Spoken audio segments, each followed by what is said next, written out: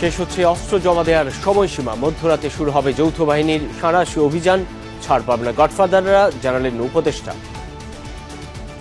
আমাদের জন্য খুবই জরুরি, এই জন্য আমরা বিভিন্ন ধরনের পদক্ষেপ নিতে যাচ্ছি যেন এটা নিয়ন্ত্রণের ভিতরে চলে আসে এবং মাদকের গডফাদারদের যেন আমরা আইনের আওতায় আনতে পারি।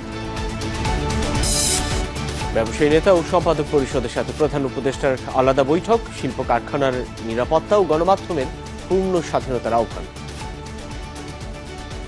এই মুহূর্তে ঘোষণা হয় যে এগুলোতে সাংবাদিকের নিপীড়নের যেসব অধ্যায়গুলো আছে এগুলো কার্যত হবে না। বিভিন্ন ইস্যুর উপরে আমরা বললাম যে এগুলাকে যদি তাড়াতাড়ি স্টেবিলাইজ করা যায় আমাদের এক্সপোর্ট ঠিকমতো হবে, আমাদের মানে ব্যবসা বাড়বে, রিমিটেন্স বাড়বে।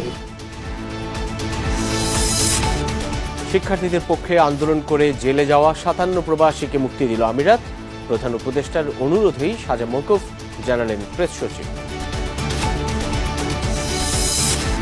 মানহানি সহ 5 মামলায় খালাস পেলেন বিএনপি চেয়ারপারসন খালেদা জিয়া। নির্মোহ তদন্ত হলে নিহতের সংখ্যা বাড়তে পারে বিডিআর হত্যাকাণ্ডে, বললেন মেজর হাফিজ। গোপন বন্দিশালার ভয়াবহ বর্ণনা দিলেন অবসরপ্রাপ্ত ব্রিগেডিয়ার জেনারেল আজমি। ক্রসফায়ারের আতঙ্কে কাটত প্রতিটি ক্ষণ।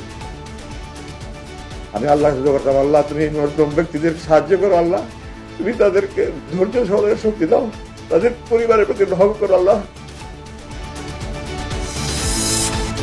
ব্যাপক দুর্নীতির অভিযোগ নিয়েও 14 বছর বহাল চট্টগ্রাম ওয়াসার এমডি। পদত্যাগের দাবিতে বিক্ষোভ, ঘেরাও, দুপক্ষের হাতাহাতি।